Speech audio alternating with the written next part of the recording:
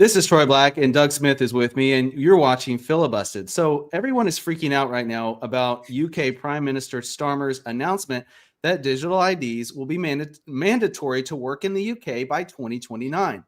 However, most people don't know about the strategies that have already been working behind the scenes for over a decade in order to try to bring a digital ID to the United States. We're going to talk about that today, uncover some of these things. No, this is not the Mandela effect. This is not deja vu.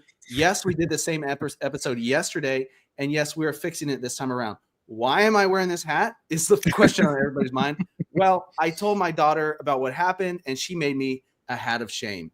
And so that's why I'm wearing this today, because my daughter made it for me. And y'all know we value transparency, accuracy, and truth on this channel. So I made a big mistake in yesterday's episode, and we're going to get to that as we go. And I'm correcting the mistake today. Because I value that. And as soon as I found out that I made the mistake, I felt so bad about it. And I took the video down immediately. It was probably an hour after streaming. And my brother Reese is the one that let me know. And I was like, oh my goodness, let's take this down. So let's jump into this. Okay. Because this is still very interesting and very relevant, especially because of what's happening in the UK right now. So this article, Reverse Midas Touch, Starmer plan prompts collapse in support for digital IDs. And this is the most interesting stat right here. Net public backing for scheme has fallen to negative 14% after Prime Minister's announcement. I believe it was at like 35% before that. Just a crazy shift. So it's insane. It's being presented. This digital ID system is being presented in the UK as a fight against illegal immigration, but obviously the public does not believe that, and they view it as a means of control. There's a lot of different reasons for that. We're not going to get into all those reasons today, but we'll get into a few of them. Doug, any thoughts just right off the bat before I start jumping into this stuff? Yeah, I think it's hilarious how they try to present it as an immigration control thing when the reality is we've already had an identification system in place. Everybody has had that, and illegal immigration still happens regardless. Like, they find their way around it no matter what, which tells you it's a red flag, probably not what this is about. It's Exactly. just the cover. They try to make it look pretty. Exactly. So let's look at this. Many people don't realize that, the UK is in the news right now with the digital ID system, but this is already being rolled out across Europe, across the EU. So this is mandatory. Digital ID is mandatory already in countries like Estonia, Denmark, Australia, India, Mexico, and Ethiopia. And over 80 countries have some form of digital identification, but not all are mandatory. So the ones I listed, these are the mandatory ones. But by the end of 2026, the EU is hoping to roll out the digital identity wallet. And these are all the countries that are going to be involved right now. This is the map right here. So this is a big deal. And I think we're going to see another pushback, hopefully next year, once this starts to happen. But this apparently will enable citizens of the EU member states to access online and offline public and private services. That's what's so crazy about it, is they want to control the online and the offline public services and private services. It's everything, like everything. And also to store and share digital documents and create binding signatures. So you won't be able to do things without the digital ID. I mean, that's literally what they're saying, and there's a really good example in the news. I don't know if you've read anything about this, Doug, but this week, crazy, September the 22nd, over a week ago now, the State Bank of Vietnam has deactivated over 86 million bank accounts. And so some people are saying, well, what's the big deal in the UK? Well, this is the big deal right here. This is the big deal. Over 86 million bank accounts were reactivated because the accounts were either inactive, they were either duplicates, or they were linked to unverifiable identities. So because they didn't have it connected to their digital ID or whatever, the government didn't know everything about what they were doing all the time with their money. It gets shut down, it gets deactivated, it gets confiscated, right? And the implications here are that citizens now must verify their identity biometrically through fingerprint or facial recognition in order to maintain access to banking services. The goal is to create a cashless society. That's the goal. Well, and they say it's to reduce fraud, align with international standards, but it's another form of control ultimately. I think this should be no surprise, though. I mean, that we all kind of knew that this was going to happen eventually. It's just kind of scary to see it actually being implemented. Oh, 100%. And that's why we're talking about what's happening in the United States, what has been happening, who's been trying to do this. And we're going to jump into some of that right after we hear a word from our sponsor. Investing can be confusing and scary, but it doesn't have to be. Genesis Gold Group takes the guessing out of the game and guides you on your gold investment journey. We at Filibusted love the genius design of the Prepper Bar, which breaks up into sections, kind of like a chocolate bar. But if you prefer high security insured gold storage, they have that too. And unlike Fort Knox, the gold is actually there, 100% owned by you. So don't wait to get started. Visit filibustedgold.com today for a free investment guide from Genesis Gold Group. So if you weren't here at the start of the video, you're probably wondering why I'm wearing this silly hat, and we will get into that in a few minutes. But Doug, let's hear a little bit about what's been happening in the United States already up to this point. Yeah, so and I'm going to give away your hat a little bit here because part of the hiccup was Troy accidentally made a little bit of a claim yesterday that needed a follow-up, and the follow-up is that the United States does not have a mandatory ID thing yet, or a digital ID thing yet, but it looked like we did. However, we've been on that path for quite some time, and it's my opinion that like we are eventually going to get there. We just had it pushed off for a little bit, and that had started with. And I remember when this happened too. The TSA digital ID system and the way that the airports were specifically handling identification, and it kind of creeped me out a little bit, but it wasn't aggressive enough to throw out any alarms. But that's a really good like warming up the waters for this new digital ID system that they're trying to get us just acclimated to. It's already available in some form in 17 states right now. You can get your digital ID to pass the TSA security and all that, which seems like a great idea because nobody wants to be sitting around at the airport any longer than they have to, but Right. Still sketchy. But we've been on this path for a while. Obama actually kind of started it in a sense. In 2011, the Obama administration took the next step toward establishing a national digital ID with its National Strategy for Trusted Identities in Cyberspace, NSTIC. The strategy charted a course to establish trustworthy methods to reliably identify and authenticate individuals, organizations, networks, services, and devices online. Within 3 to 5 years, it was supposed to be 3 to 5 years between 2014 and 2016, the NSTIC would result in an identity ecosystem where individuals have the ability to choose trusted digital identities for personal and business use. And that was one of the things that we saw implemented with the TSA system. So they were kind of like soft rollout of this concept. And so he got the ball rolling, and it didn't really land quite yet. The NSTSC ultimately did not realize most of its goals. Instead, the strategy led to the creation of login.gov, which just another government website, which none of us really want to go to. Enter or abandon all hope, ye who enter here. Kind of, I hate government websites. They're the worst. Yes. Oh, 100%. The funny thing is that, this information came from the Information Technology Innovation Foundation. And this is an organization, and there are organizations like it that are pushing for digital identity. So like right here under contents, the case for digital identity. So they're literally trying to convince us that we need this, and obviously using Obama and when he started in 2011 as, sort of some backing for it. Well, we're already doing it, which is might as well go all the way. Like that's a good reason. But the funny thing was, they even admit that if Obama was able to do what he wanted to do, what he tried to do in 2011, that this identity would take over the need for usernames and passwords in all the different websites that we interact with, personal and business. And so it would block. It's like, oh yeah, that would make things easy and convenient. Yeah, but also it could lock you out from anything if the government wanted to. I mean, look at what's happening in China. People can't even get into their own homes if the government doesn't like what they're doing, because they turn the system off and they can't use their digital ID to get in.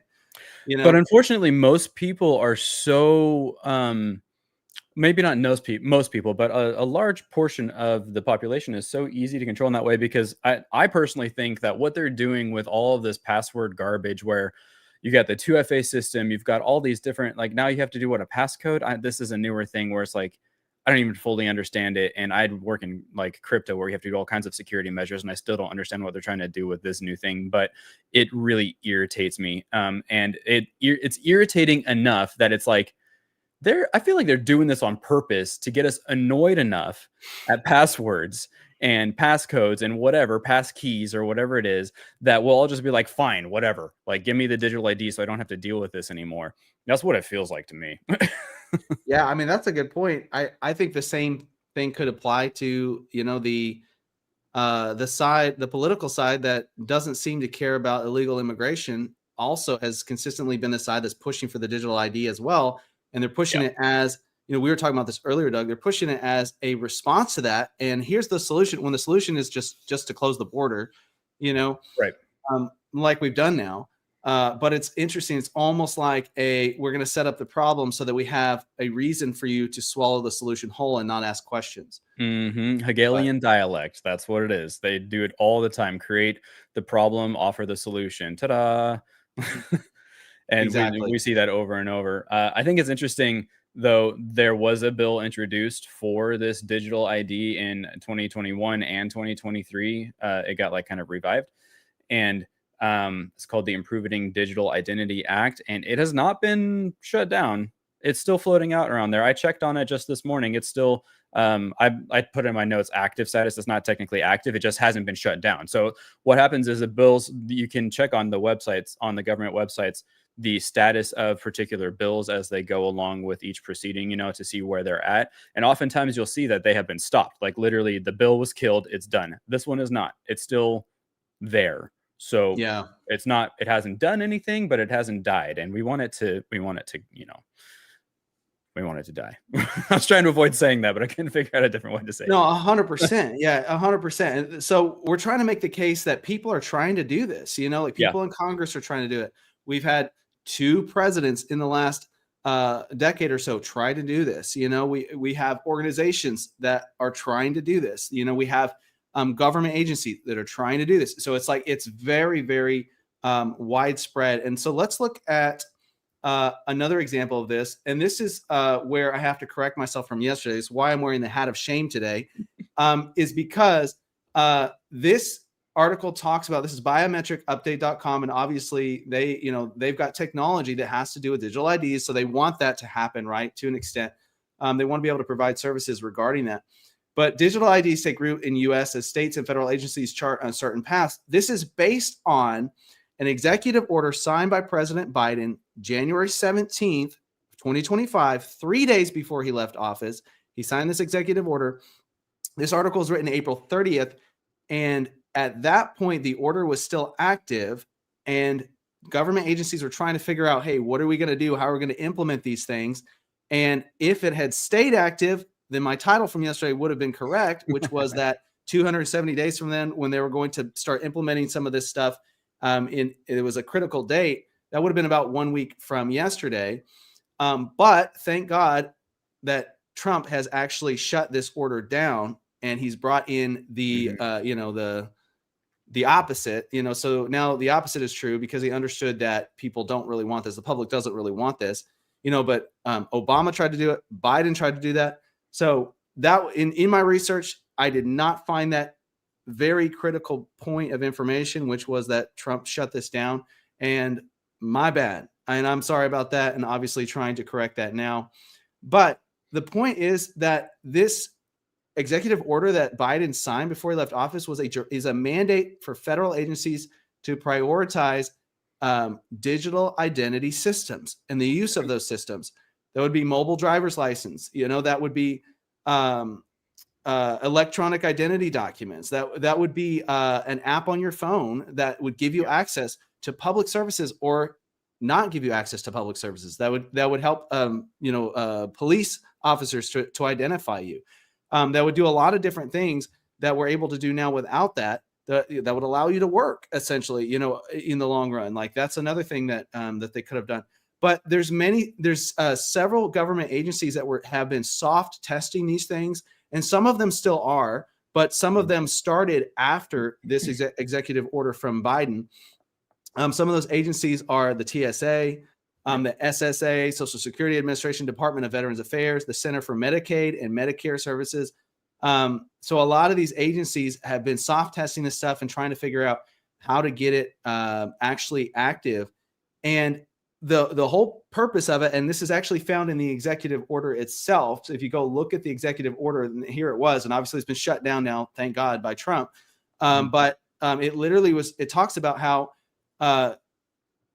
they are trying to, the point was a broader national adoption. They're trying to get it from easing into, we're using this across the board.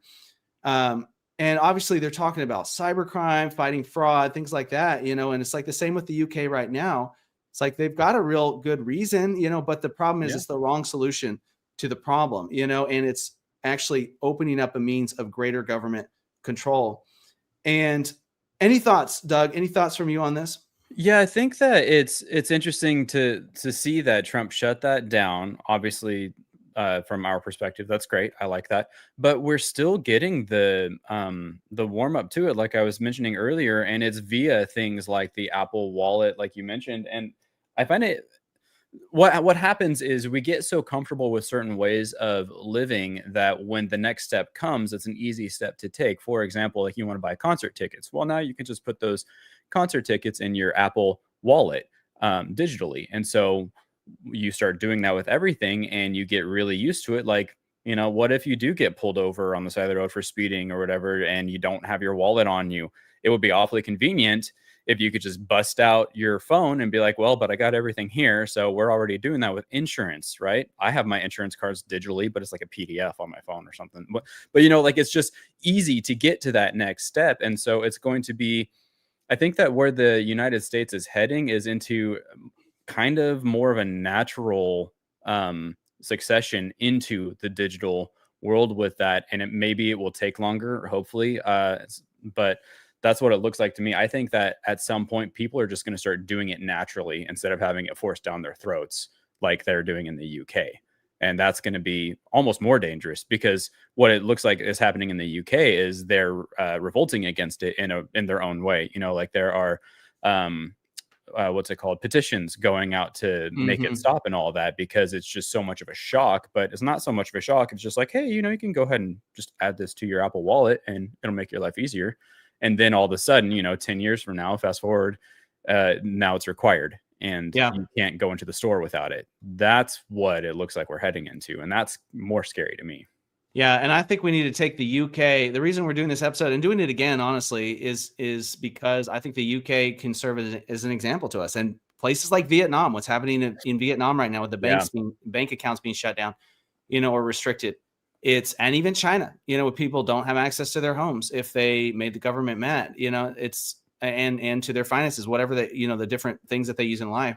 It's like it should be a warning to us as Americans that Obama tried this, Biden tried this. There are bills out there they're trying to do this. Still, Congress is trying to do it to an extent. You know, obviously it's floating out there right now, but it's going to happen at some point. They're going to keep pushing for it, and we need to be aware of that. We need to be ready for when it happens. We need to remember what's happening in the UK right now and what's happened to other places.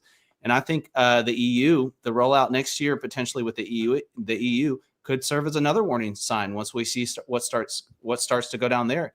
And if you're in the EU, I would say start pushing back now. You know, like if you don't want that to happen, like start signing the petitions now. You know, start doing whatever you feel like you need to do. You know, within legal means and nonviolent, peaceful protest. You know what I mean? Yeah. We're not advocating for anything illegal here, but take some steps. You know, if you need to do that. And remember, don't forget what's come before and what they've tried to do. And the things that have happened other places, or else, man, our freedoms are at risk as well. So let's jump into the last point here, because I think that this is important too, Doug. That it's kind of like maybe the how this could happen, you know, and another avenue that this could come through.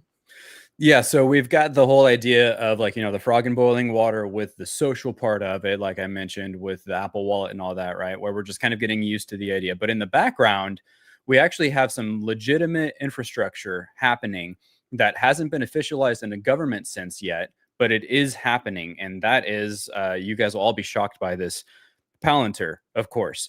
They have one of the world's largest, if not the world's largest, surveillance systems. And they promise all day long that they're not using it on citizens. And they have said things like they're not going to ever do that. However, they are using it for ICE. And before I mention that, I want to mention they are one of the top contenders for the UK's digital ID program. They are talking with the UK as we speak. As of my last update, Palantir is on the table for monitoring their digital ID system and helping them, figure out how to surveil everybody for their digital Wow. IDs.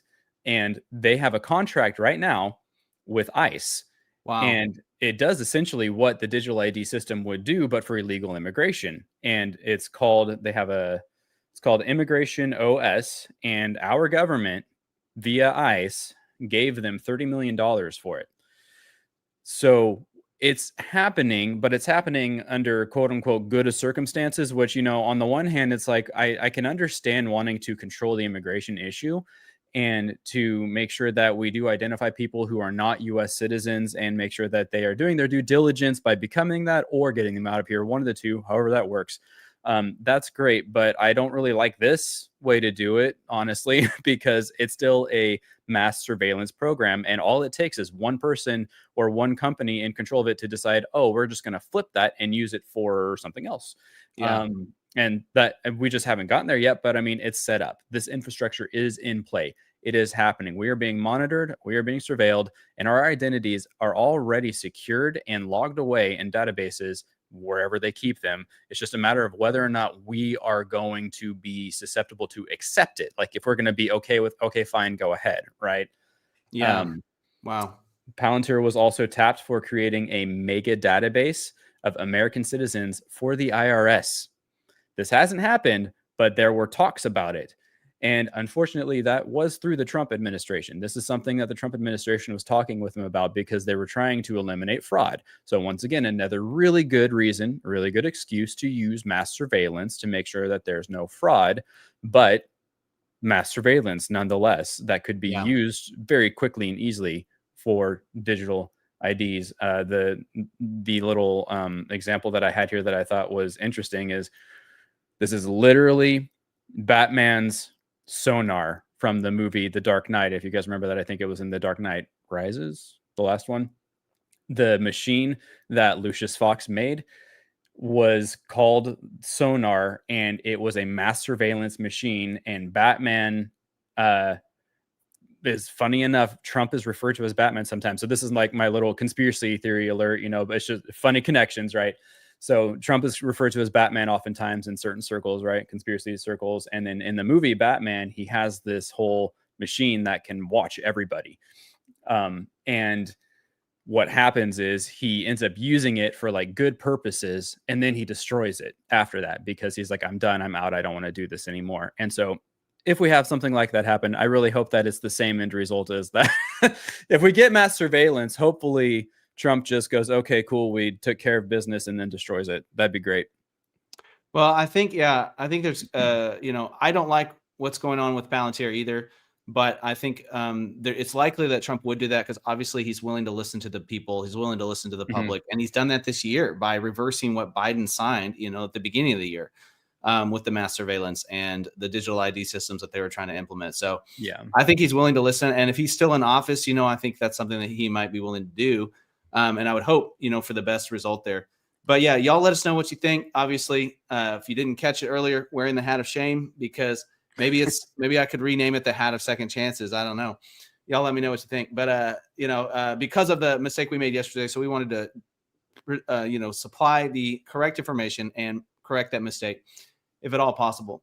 So we hope y'all enjoyed this episode. Let us know. I'm probably going to talk about this kind of stuff more often because I really feel like this is something that the public just needs to be aware of. It's like, what are the things that are happening behind the scenes, the soft launches, the things that government's trying to do, and how do we actually do something? Because that's what they're trying to do in the UK. They're trying to do something to actually stop what's happening and not just watch it, take place. And so if we need to do something, what do we need to do? And I think that would be, something that's worth knowing as the public. So we'll probably do more episodes like this in the future. What's that Bible verse? My people perish for the lack of knowledge, or something like that. So yeah, you got to know. You got to know. Not too much, but just enough. Exactly. Yeah, it's not bad. So All right. Hope y'all enjoyed this episode, and we will see. Oh, yeah. For those that are waiting for it, the Candace Owens mini documentary is coming out hopefully the end of this week, if not beginning of next week. So we're still working tirelessly on that, and we're going to get that out soon for y'all. And so hopefully you're looking forward to that, and we'll see you next time. Gold is not just a backup plan if the world falls apart.